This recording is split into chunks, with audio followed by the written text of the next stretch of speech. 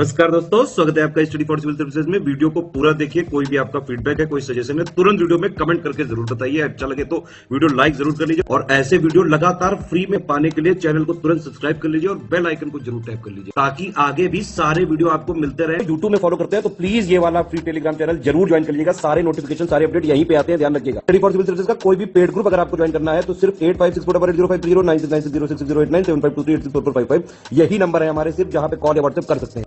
Instagram पे हमारा page जरूर फॉलो कर लीजिएगा, स्टडी फॉर सिविल .सर्विसेज है। ट्विटर पे हमको जरूर फॉलो कर लीजिएगा, @स्टडी फॉर सिविल्स है। Hello everyone, welcome you all to study for civil services. आज की हमारी डेट है 16 मई। जैसे कि हम लोग अब आप लोगों ने यूपीपीसीएस सबका ओवर हो गया है, प्रीलिम्स का एग्जाम दे दिया। अब आप सभी लोग, मुझे पता है कि मेंस की तैयारी में लगे हुए हैं। अब मेंस की तैयारी के लिए जितने भी आर्टिकल्स मैं यहाँ पर आपको कवर करवाऊंगी, जितने भी आर्टिकल्स हम लोग वन बाय वन कवर करेंगे क्लासेस में, सारे के सारे आर्टिकल्स यहाँ पर आपको सबके सब इंपॉर्टेंट हो जाएंगे एग्जाम के लिए। क्योंकि अब इनसे आपको एक बार मेंस में आंसर राइटिंग कैसे करनी है उसका भी तरीका मिलेगा। साथ ही साथ डेली के करंट अफेयर्स के साथ बिल्कुल आप लोग जुड़े हुए रहेंगे, तो आपको यहाँ पर जितने भी हमारे आर्टिकल्स हैं बहुत फायदा होगा। तो मेरी आप सब लोगों से यही गुजारिश है कि हर कोई स्टूडेंट, आप में से जो भी ये वीडियो सुन रहा है, वो पूरे के पूरे चीजों को एक साथ अच्छे से सुने। ठीक है भाई? तो एक एक टॉपिक को आपको समझना है, एक एक चीज को आपको समझते हुए जाना है। जितने जितने इंपॉर्टेंट न्यूज चल रही हैं, करंट अफेयर्स चल रहे हैं, मैं मैक्सिमम उसको कवर करवाने की कोशिश करूंगी और उससे जुड़ा हुआ मेंस के लिए आपको जितना जितना कंटेंट होगा वो सारा आपको मैं प्रोवाइड करवाऊंगी। जैसे कि हमारा फर्स्ट आर्टिकल है कार्बन डेटिंग के ऊपर। अब carbon dating, model prisons act, आदर्श कारागार अधिनियम, उसके बाद है दिल्ली का जो एडमिनिस्ट्रेशन बड़ा न्यूज में चल रहा है, इंडिया और कनाडा के रिलेशंस, नोटा और थैलीसीमिया। सबसे पहला आर्टिकल है कार्बन डेटिंग के ऊपर। अभी क्या है कि इलाहाबाद का जो हाई कोर्ट है, उन्होंने ये बोल दिया है कि जो हमारा ज्ञानव्यापी शिवलिंग है उसको यहाँ पर क्या किया जा सकता है, ज्ञानव्यापी शिवलिंग को आप लोग ये चेक कर सकते हैं कि कितना पुराना है। ठीक है? कार्बन डेटिंग का ऑब्जेक्टिव यही होता है कि हमें ये पहचान करनी है कि कोई भी जो वस्तु है वो कितनी पुरानी है। ठीक है? उसका साइंटिफिकली एक सर्वे होता है, उसे हम कहते हैं कार्बन डेटिंग। तो अभी यहाँ पर जो इलाहाबाद का हाई कोर्ट है, वहां पर उन्होंने बोला है कि ज्ञानवापी मस्जिद परिसर में पाए गए एक शिवलिंग है, उसको आप कार्बन डेटिंग करिए। उसके लिए एक वैज्ञानिक सर्वेक्षण, मतलब कि एक पूरा साइंटिफिक सर्वे करिए। और पिछले साल 16 मई को जो है काशीनाथ विश्वनाथ मंदिर ज्ञानव्यापी मस्जिद के एक स्थानीय अदालत द्वारा नियुक्त आयोग ने अदालत के आदेश पर वहां पे पूरे वीडियोग्राफी का सर्वेक्षण जो है वो कंप्लीट किया था।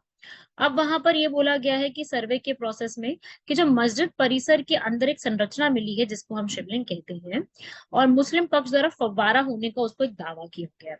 अब कार्बन डेटिंग से हम लोग क्या चेक करते हैं? कार्बन डेटिंग से उस चीज का जो एग्जैक्ट एज है, कि वो कितनी उम्र है, उसकी क्या एक उम्र रही है, वो सब निर्धारित करने में हमें बहुत हेल्प मिलती है। ठीक है? लिविंग थिंग्स के अंदर कार्बन होता है, तो यहाँ पर उसमें C14 जो उसका एक कार्बन होता है, आइसोटोप होता है, वो पूरा चेक करने में हमें बहुत ज्यादा हेल्प इसके लिए मिल जाती है, राइट? क्योंकि जो हमें वायुमंडल जो है, हमारी जो एटमॉस्फेयर है, उसमें अगर में एक कार्बन सबसे ज्यादा जो मिलता है वो C12 वाला है। C12, C14 ये मिलता है। और C12 और C14 पौधों जानवरों में उसी वातावरण में जो है वो प्राप्त होता है। उसी को चेक किया जाता है कि वो कितना पुराना है। और जब वो मर जाते हैं, जो भी पौधे जानवर हैं, तो वातावरण के साथ उनकी क्या है ना, एक तरीके से अंतरक्रिया बंद हो जाती है, इंटरेक्शन बंद हो जाता है। तो जहां C12 है वहीं का वहीं रहता है। C14 लगभग जो है 5730 वर्षों में वो आधा हो जाता है, इसे हाफ लाइफ कहते हैं। तो C12 से C14 ये जो पूरा होता है वो हमें देखने को मिलता है, और हमें इससे ये पता चलता है कि एक ऑर्गेनिज्म जो है उसकी मृत्यु कब हुई होगी। ठीक है भाई? और तो ये जरूरी नहीं कि सिर्फ एक लिविंग थिंग्स के लिए ही होता है। जो ये कार्बन डेटिंग का प्रोसेस होता है, ये आप नॉन लिविंग थिंग्स के लिए भी इस्तेमाल कर सकते हैं, जैसे कि चट्टानों को जानने के लिए। ठीक है? और ये जो है कार्बन का काल निर्धारण होता है, ये करीब 40,000 से 50,000 साल से ज्यादा पुरानी चीजों को पता नहीं लगा सकता है, उससे पहले की चीजों का ये आराम से पता लगा सकता है। उसके अलावा अब आता है एक ऐसे ही एक रेडियोमेट्रिक निर्धारण भी होता है, जिसमें आप जो निर्जीव वस्तुएं होती हैं उनकी आय को आप देखते हो। कार्बन के अलावा आप अगर किसी चीज की जो है आय देखने के लिए काबिल होते हैं वो यही होता है, उसमें हम पोटाशियम, आर्गन का इस्तेमाल करते हैं या फिर यूरेनियम या थोरियम का मिलकर के इस्तेमाल करके इसको चेक करते हैं। ठीक है, उसी से आप पूरा ये चेक करते हैं। और एक और होती है कोस्मोलॉजिक न्यूक्लाइड कार निर्धारण, जिसमें क्या होता है कोस्मोजेनिक। इसमें ये चेक करते हैं कि भाई वो जो कोई भी एक वस्तु है, कोई भी मैमल है, कोई भी चीज है, वो यहाँ पर कितनी देर तक सूर्य के प्रकाश के संपर्क में रही है, ये चेक करने के लिए यूज किया जाता है। एज आइज जो है ना, स्टडी आइस एज जो है, हिमयुग, उसको चेक करने के लिए इसका सबसे ज्यादा इस्तेमाल किया जाता है। ये आप देख सकते हो यहाँ पर पिक्चर। ठीक है, डेथ के समय उनके अंदर 100% है C14, इतने सालों के बाद आधा हो गया, उसके बाद उतने ही और आगे साल बढ़ा दो 25% हो जाएगा, और इतना कर दो 25% और कम कर दो। तो ऐसे करते करते आप यहाँ पर चेक करोगे कि इस तरीके से ऑब्जॉर्ब होता है। इसे ही हम क्या कहते हैं, कार्बन डेटिंग का प्रोसेस। आई होप सब लोगों को कार्बन डेटिंग का प्रोसेस समझ में आ गया होगा। न्यूज में रहता है, इसलिए थोड़ा सा आइडिया सभी लोगों को इसके बारे में होना चाहिए कि ये क्या होता है। और अभी न्यूज में है तो बिल्कुल बिल्कुल चांस है कि इससे क्वेश्चन बन सकता है। अगला आर्टिकल है हमारा मॉडल प्रिजन्स एक्ट 2023 का। ब्रिटिश काल के कानून को बदलने के लिए अभी गृह मंत्रालय ने आदर्श कारागार अधिनियम 2023 को तैयार करने की कोशिश करी है।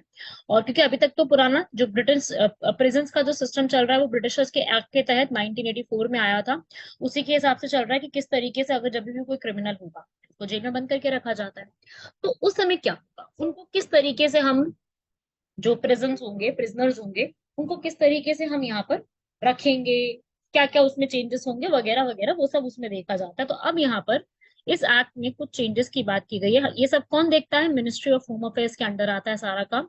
उन्होंने ही यहाँ पर पूरा एक तैयार किया है, इन्होंने इस पूरे एक्ट को रिवाइज किया, जिसकी जरूरत भी, देखो 1894 में लास्ट एक्ट बना था, and it's 1894 and presently what is it, presently it's 2023, so it's a long time, right. काफी ज्यादा लंबा समय हो गया है इसके लिए। तो अगर लंबा समय हो गया है तो जरूरत है कि इसमें हम कुछ ना कुछ यहाँ पर चेंजेस करके उसमें रिवाइज करें उसको, बिकॉज रिविजन करना जरूरी है। बहुत पुरानी पुरानी ट्रीटीज होती हैं, बहुत पुराने पुराने अग्रीमेंट्स है, जिसका रिजल्ट हमें आज देखने को मिल रहा है। तो हमें जरूरत है कि हम चेंजेस करें। तो अभी क्या चेंजेस किया हम वो देख लेते हैं। आज के समय में जो भी ये एक्ट आ रहा है उसके फीचर्स क्या है इंपॉर्टेंट, उसमें बोल रहा है कि भाई कि आप फोन, आप जैसे क्या क्या चीजों का इस्तेमाल नहीं कर सकते फोन में। तो सबसे पहले तो आप मोबाइल फोन का इस्तेमाल नहीं कर सकते हैं जेलों में। खुले वातावरण वाली जेल, वहां पर भी कुछ गतिविधियां जो है वो रोकी गई हैं, ताकि वो कुछ क्रिमिनल एक्टिविटीज ना कर दे उसके लिए। साथ ही साथ अगर कभी भी कोई, मान लीजिए कोई ऐसा प्रिजनर है जिसने, उसको कानूनी सहायता की जरूरत है, या उसको पैरोल पे चाहिए, फरलो है, समय से पहले रिहाई है, ये सब चीजों के लिए भी उसको क्या जरूरत पड़ेगी, यहाँ पर लीगल एड चाहिए होती है। वैसे ही आर्टिकल 39A DPS में भी लिखा गया है, तो ये उनको प्रोवाइड किया जाएगा। साथ ही साथ उनको सुरक्षा मूल्यांकन, कैदियों के अलगाव, व्यक्तिगत दंड योजना, इसके लिए भी शामिल किया जाएगा। शिकायत का निवारण किया जाएगा। प्रिजन के लिए अलग से एक बोर्ड बनाया जाएगा। महिला कैदियों के लिए अलग से देखा जाएगा कि भाई महिला कैदियों के साथ किस प्रकार का उनका जो है वो एक बिहेवियर चल रहा है। टेक्नोलॉजी धीरे धीरे करके थोड़ी सी उसमें अलाउ की जाएगी। ये नहीं कि मतलब फोन वोन चला रहे हैं प्रॉपर अपनी आईडी वाईडी चला रहे हैं, ऐसा कुछ नहीं है। पर उनको ट्रेनिंग वगैरह तो दी जाएगी, ताकि वो भी आगे चल के जब वो जेल से बाहर आए तो सोसाइटी उनको थोड़ा सा स्किल्स के साथ एक्सेप्ट कर सके। उनको ट्रेनिंग देना, स्किल्स देना, कौशल विकास करना, ये सारी चीजें उनके आएंगी। ठीक है ना। तो यहाँ पर सबसे ज्यादा जो है वो ज्यादा फोकस किया जाएगा वुमेन और ट्रांसजेंडर प्रिजनर्स के ऊपर। और अपने साथ जो भी उनके जब भी उनकी जेल सजा पूरी होती है तब वो अपनी सोसाइटी के साथ किस प्रकार से रह पाते हैं उसके ऊपर फोकस किया जाएगा। और साथ ही साथ थोड़ा बहुत ट्रांसपेरेंसी भी लेके आई जाएगी प्रिजन्स के पूरे मैनेजमेंट। ये पूरा इस बार प्रिजन्स के मैनेजमेंट में यहाँ पर कोशिश की जाएगी। ये है आपका पूरा आर्टिकल जो कि प्रिजन रिफॉर्म से जुड़ा हुआ है। देखिए, अगर आप में से कोई भी स्टूडेंट अभी CAPF का एग्जाम जो कि UPSC लेती है उसके लिए प्रिपेयर कर रहा है, ठीक है, तो आप लोगों को यहाँ पर क्या करना होगा, यहाँ पर आपको CAPF में जो आपका एसे राइटिंग होता है उसके लिए ये आर्टिकल इंपॉर्टेंट बन जाएगा।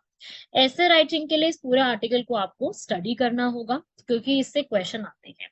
ठीक है, इससे डायरेक्टली हमारे एग्जाम में क्वेश्चंस बनते हैं, और ये काफी ज्यादा अपने आप में इम्पोर्टेंट है। तो आप सभी लोग इस पूरे आर्टिकल को पढ़ना, इसको समझना कि भाई इसमें क्या क्या चीजें आप लिख सकते हो एग्जाम के लिए। तो सिंपल सिंपल सी चीजें हैं, बस कंटेंट आपको मैं यहाँ पर प्रोवाइड कर रही हूँ। और आप अगर आप चाहते हैं कि मैं आपको पूरा आंसर राइटिंग का प्रोसेस बताऊं, किस तरीके से आंसर लिखना है, वो सारी चीजें आपको एक्सप्लेन करूं, तो उसके लिए आप लोग एक कमेंट बॉक्स में बताइए कि मैम इसमें आप इस तरीके से बताएं, ऐसा करें। ठीक है, आंसर राइटिंग किस तरीके से आंसर लिखने हैं, अगर आप उस चीज के लिए चाहते हैं तो बिल्कुल आप कमेंट करके मुझे उस चीज के लिए बताइए, and I will definitely do that. आप लोग वो कमेंट करके मुझे इन्फॉर्म कीजिए।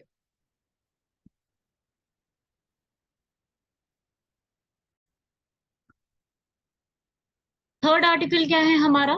थर्ड आर्टिकल है जो दिल्ली में एडमिनिस्ट्रेशन है। अभी आपको पता है कि दिल्ली के अंदर बहुत बड़ी टसल चल रही थी पावर को लेके। मेन इशू ये आ रहा था पावर के ऊपर कि भाई दिल्ली सरकार में एक्चुअल पावर है किसके पास, दिल्ली सरकार की एक्चुअल पावर किसके पास होनी चाहिए। तो देखिए भाई, दिल्ली और सेंटर के बीच में टसल चल रही थी कि भाई सीएम के पास पावर आएगी या एलजी। मेन फेडरलिज्म का इशू क्या है? ब्यूरोक्रेट्स के ऊपर। ब्यूरोक्रेट सभी लोग समझते हैं, ठीक है।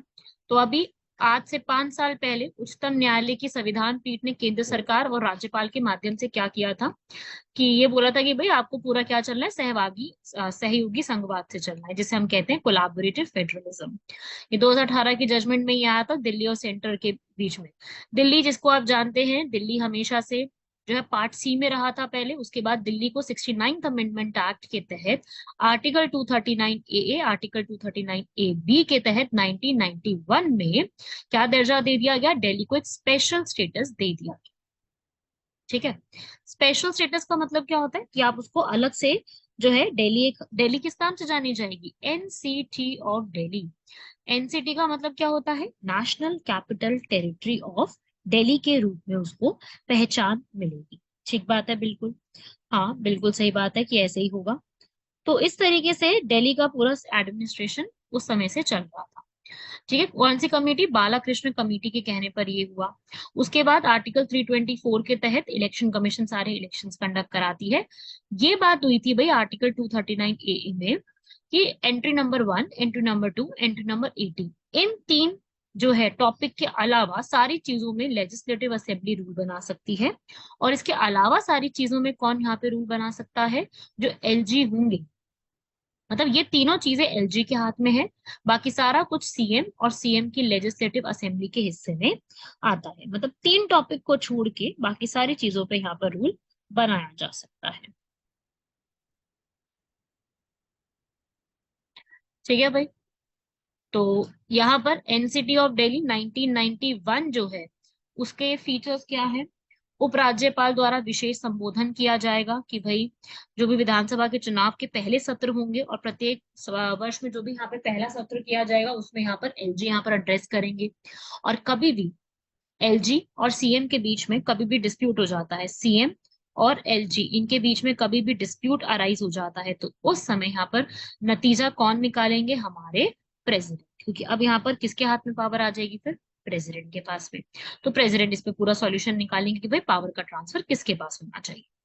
फिर लिखा था कि भाई जो हमारे सीएम होंगे वो क्या क्या काम करेंगे? वो सारा कुछ अपना एलजी से डिसीजन लेंगे, एलजी से सारी चीजें पूछेंगे और तब जाके सारी चीजों का डिसीजन लिया जाएगा। पहले एलजी से बात करी जाएगी।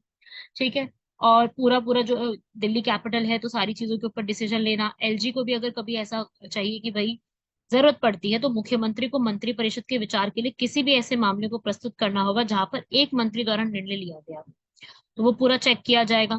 आगे उपराज्यपाल की एक रिपोर्ट मिलेगी, उसके बाद यहाँ पर राष्ट्रपति के पास पूरा कानून बनाने के लिए भेजा जाएगा। तो इस प्रकार से ये पूरे टर्म्स दी गई है। गवर्नमेंट का मतलब यहाँ पर है दिल्ली के उपराज्यपाल से, यहाँ पर मतलब है गवर्नमेंट का। अब 2021 में इसको चेंज किया है, पहले तो 1991 का एक्ट था वो चल ही रहा था।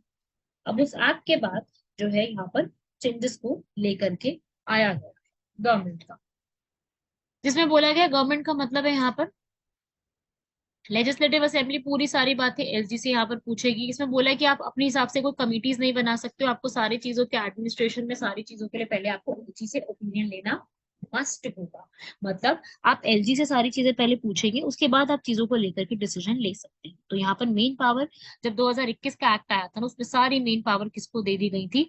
एलजी को। अब यहाँ पर सुप्रीम कोर्ट ने इस पूरे टसल को, जो एलजी और इनके बीच में जो भी टसल चल रही है, प्रॉब्लम्स चल रही हैं, उनके बीच में अब क्लैरिफिकेशन यहाँ पे लेकर के आ दी गई है। सुप्रीम कोर्ट की जजमेंट पहले कुछ आई थी, अब यहाँ पे कुछ आई है जजमेंट। पहले तो उन्होंने बोला था कि सहकारी संघवाद जो होता है, कोलैबोरेटिव फेडरलिज्म, उस पर हम फोकस करेंगे। फिर उन्होंने यहाँ पर उसमें जो है अभी यही बोला है, फिलहाल के लिए जो जजमेंट आई है उसमें यही बोला है कि जो 3 मैटर्स है उनको आप छोड़ दो, बाकी सारे मैटर्स के लिए यहाँ पर एलजी, मतलब एलजी डिसीजन लेंगे उन 3 एंट्रीज के लिए, लैंड के लिए, पब्लिक ऑर्डर के लिए और पुलिस के लिए। यहाँ पे मेन इशू ही पुलिस का था, ब्यूरोक्रेट्स का, जो डैनिप्स होते हैं और डैन आईसीएस, इनके लिए ही तो इशू आ रहा था कि ये ब्यूरोक्रेट्स जो है वो किसके अंडर आएंगे यहाँ पर। तो ये मेन इशू था। फिर इस इशू को यहाँ पर जो है पूरी तरीके से अब सॉल्यूशन निकाला गया है एज पर सुप्रीम कोर्ट द्वारा। तो सुप्रीम कोर्ट ने इसका धीरे धीरे करके पूरा सॉल्यूशन निकाल के प्रिपरेशन जो है यहाँ पर वो एक करी है फिलहाल के समय में यहाँ पर। ठीक है भाई। तो आज के टाइम पीरियड में टसल जो है वो थोड़ी सी कम हुई है, क्योंकि सुप्रीम कोर्ट ने जो यहाँ पर डिसीजन दिया है उसके हिसाब से टसल जो चल रही थी हमेशा से, उसको यहाँ पर सॉल्व करवा दिया गया है।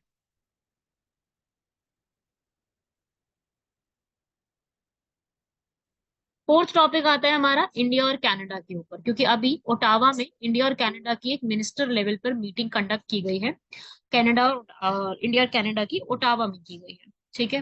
तो यहाँ पर इस पूरी की पूरी जो भी यहाँ पर मीटिंग की गई है उसमें बोला क्या गया है कि जो नींव है वो काफी मजबूत रखनी है। द्विपक्षीय जो संबंध है, जो बाइलैटरल टाइज है, वो यहाँ पर काफी डीप करके रखने हैं। और कभी भी द्विपक्षीय व्यापार होता है, निवेश है, तो उसमें हम किस तरीके से वृद्धि करेंगे। क्यों? क्योंकि पिछले कुछ समय में जो द्विपक्षीय व्यापार है वो काफी ज्यादा बढ़ गया है। तो पिछले वर्षों की तुलना में 57% अधिक हो गया। तो अगर अधिक हो रही हैं चीजें तो और ज्यादा बढ़ावा देने की जरूरत है ट्रेड वगैरह के अंदर। ठीक है भाई। तो इस तरीके से जैसे टू वे इन्वेस्टमेंट, ऐसा नहीं कि सिर्फ हम इन्वेस्टमेंट कर रहे हैं या वो कर रहे हैं, दोनों के दोनों यहाँ पर इन्वेस्टमेंट कर रहे हैं, वो बढ़ते जा रहे हैं। अब उन्होंने ये भी बताया कि भाई अभी फिलहाल जो G20 चल रहा है इंडिया में, जिसकी अध्यक्षता इंडिया कर रहा है, तो उसमें इंडिया यहाँ पर, इंडिया की जो ये जो पूरे इंडिया का रोल है वो कितना ज्यादा हमारे लिए एक इम्पोर्टेंस रखता है, तो वो भी इसी पूरे में समझाया गया। उन्होंने इस चीज के लिए भी बोला कि इंडिया जो है वो अपनी सक्सेस किस तरीके से दिखा रहा है, इंडिया का इंडो पैसिफिक रीजन में क्या इंपॉर्टेंस है, हिंद प्रशांत क्षेत्र में क्या महत्व है, क्वाड बनाया गया है, I2U2 बनाया गया है, सहयोग कैसे बढ़ रहा है, चाहे सहयोग हर मामले में, चाहे आप एग्रीकल्चर की बात करें, आप मोटर व्हीकल्स की बात करें, और क्लीन एनर्जी, सोलर एनर्जी, ऐसे टॉपिक्स पे बात करें। हर एक टॉपिक पे जो कोऑपरेशन है ना इंडिया का, वो बढ़ता जा रहा है और हमें भी आगे बढ़ाना है। तो फिलहाल अभी कोई अग्रीमेंट इसमें कोई खास साइन नहीं की है, लेकिन हाँ, टॉपिक्स के ऊपर काफी चर्चाएं करी है कि इस टॉपिक पर हम लोग अपने कोऑपरेशन को, जो जो हमारे साथ में चीजें हैं, उनको हम कैसे यहाँ पर इंक्रीज कर सकते हैं। ठीक है भाई। तो वो इंक्रीमेंट होती है ना जो चीजों की, वो यहाँ पर काफी सारी देखी गई है।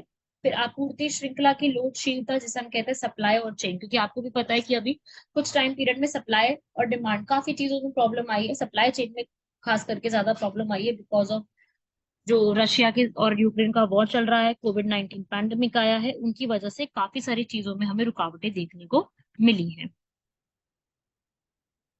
Rule based order, international level पर इलेक्ट्रिक व्हीकल्स हो, चाहे बैटरीज हो, रिन्यूएबल एनर्जी हो, आर्टिफिशियल इंटेलिजेंस हो, हर चीज के मामले में विज्ञान, प्रौद्योगिकी, नवाचार, इन सब चीजों में तो कनाडा का बिजनेस भी बढ़ा है, बिजनेस से बिजनेस एंगेजमेंट बढ़ा है, हमारी इंडिया की टीम वहां पे गई है, लोगों की मूवमेंट, माइग्रेशन काफी ज्यादा है, जिसे हम डायस्पोरा के नाम से जानते हैं। तो डायस्पोरा काफी ज्यादा है। ठीक है। डायस्पोरा को सभी लोग, नाम तो सबने सुना है ना। डायस्पोरा तो इंडिया का काफी सारा कनाडा, कई बार तो मिनी इंडिया भी कहते हैं ना कनाडा को, कि वहां पे बहुत सारे लोग रहते हैं। तो ये डिस्कशन हो गया, माइग्रेशन हो गया, कैसे और इकोनॉमिक रिलेशंस को हम इंक्रीज कर सकते हैं, हर एक मुद्दे पर यहाँ पर अभी मीटिंग में बात हुई है। देखो, जब भी कोई किसी भी लेवल की मीटिंग होती है तो मुद्दे यही होते हैं, हर हर एक के साथ यही मुद्दे होंगे जिनके साथ हमारे रिलेशन अच्छे हैं या हम अच्छे करने की कोशिश में लगे हैं। तो ये सारे पॉइंट्स ही हैं। ये सारी चीजें अगर कभी भी क्वेश्चन आता है तो ट्रेड एंड इन्वेस्टमेंट के टॉपिक पर आप इसी को एक्सप्लेन करोगे। ठीक है। आप इन्हीं चीजों के बारे में बताओगे।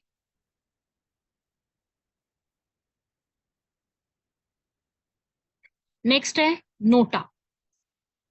नन ऑफ दी अबव, सब लोग जानते हैं इलेक्शन कमीशन के अनुसार जो भी कर्नाटका में यहाँ पर हुए हैं इलेक्शंस, उसमें 2.6 लाख लोगों ने नोटा को चूज किया है। नोटा आपको पता है कि अलग से एक प्रोविजन दिया जाता है, अगर आपको कोई भी ऑप्शन नहीं चूज करना है तो आप यहाँ पर जो भी यहाँ पर लोग हैं उनको आप रिजेक्ट करते हुए नोटा ऑप्शन को चूज कर देते हो। ठीक है भाई, जिसमें ये बता दे कि आप किसी को भी नहीं चाहते, जो भी यहाँ पर आपको पॉलिटिकल पार्टीज के ऑप्शन दिए गए आप किसी को नहीं चाहते। हमसे सवाल क्या बनेगा कि नोटा को पहली बार इस्तेमाल कहाँ पे किया गया था। पहली बार 2013 में इलेक्शन कमीशन ने इसको छत्तीसगढ़, मिजोरम, राजस्थान, दिल्ली, मध्य प्रदेश, इन सब में यहाँ पर ये इस्तेमाल किया स्टेट के अंदर। फिर उसके बाद 2014 में जो हमारे प्रॉपर इलेक्शन हुए 2014 के, जब बीजेपी सरकार आई थी, तब इसको पूरे को इस्तेमाल किया गया। ठीक है, तो नोटा जो है हमारा इसी तरीके का एक ऑप्शन होता है, ईवीएम मशीन्स पे दिया जाता है और नोटा का आप प्रेस करके सीधा बता सकते हो। इसका कोई इम्पैक्ट नहीं पड़ता है, बस यही है कि हमें ये पता चलता है कि लोग जो है वो किसी से भी खुश नहीं है।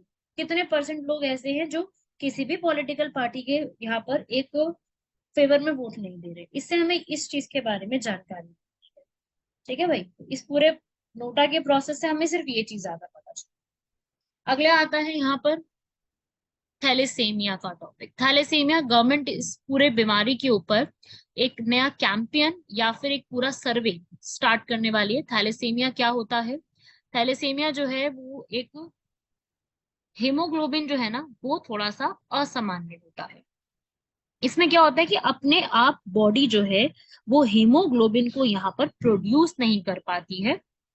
ठीक है, जिनको फिर से क्या होता है कि ऐसे रोगियों को जीवित रहने के लिए हर 2 से 3 सप्ताह में दोबारा से यहाँ पर क्या करना पड़ता है, ब्लड का ट्रांसफ्यूजन करना पड़ता है, ब्लड चढ़ाना पड़ता है। ठीक है, जो हमारे आरबीसीज होते हैं ना वो उसमें पाया जाता है हीमोग्लोबिन, तो यहाँ पर इसकी कमी हो जाती है। और इंडिया में बच्चे ऐसे बहुत ज्यादा हैं जिनको थैलेसीमिया की प्रॉब्लम है। कई बार थैलेसीमिया जेनेटिकली मिलता है, पेरेंट्स से ही मिलता है। ठीक है, उसे कहते हैं थैलेसीमिया माइनर, मदर या फादर से बच्चों तक पहुंचता है, उसे कहते हैं थैलेसीमिया माइनर। ऐसे थैलेसीमिया मेजर भी होता है जो आपको अ, जो एक बच्चे को जीन में भी मिलता है, दोनों माँ बाप से, मतलब माता पिता से, दोनों से ही मिल जाता है। इसका ट्रीटमेंट अभी तो है, अवेलेबल है, जो बोन मैरो होता है उसका पूरा ट्रांसप्लांटेशन करना, लेकिन डिफिकल्ट प्रोसेस भी है और हर कोई इसको अफोर्ड भी नहीं कर सकता। भारत में इसको पूरा लाने के लिए बहुत बड़ी प्रक्रिया हमारे पास है भी। तो अभी एक थैलेसीमिया करके जो है ये पूरा एक टॉपिक है, ये आपके मेंस के लिए बिल्कुल भी इंपॉर्टेंट नहीं है, लेकिन हाँ प्रीलिम्स के लिए आपसे पूछा जा सकता है थैलेसीमिया क्या चीज है। ठीक है, इसमें consider the following statements about thalassemia ऐसे करके पूछा जा सकता है। ठीक है, जैसे एक नॉर्मल ह्यूमन बीइंग है, उसके अंदर आरबीसी आप देख रहे हो रेड कलर के हैं, व्हाइट डब्ल्यूबीसी आप देख रहे हो व्हाइट कलर के, प्लेटलेट आप येलो कलर के देख रहे हो, ऐसे। लेकिन वो कलर आप देख रहे हो ना किस तरीके से है, उनके कोशिकाएं जो सेल्स है उनका शेप क्या है। वही अगर किसी को थैलेसीमिया है तो उसका रेड कलर का जो ये पूरा आप सेल्स देख रहे हो उसका क्या आपको देखने को मिल रहा है, उसका स्ट्रक्चर सही नहीं है, माल फॉर्मेशन है, स्ट्रक्चर उसका कोई अच्छा खासा नहीं बना हुआ है, तो उसे हम क्या कहते हैं, थैलेसीमिया।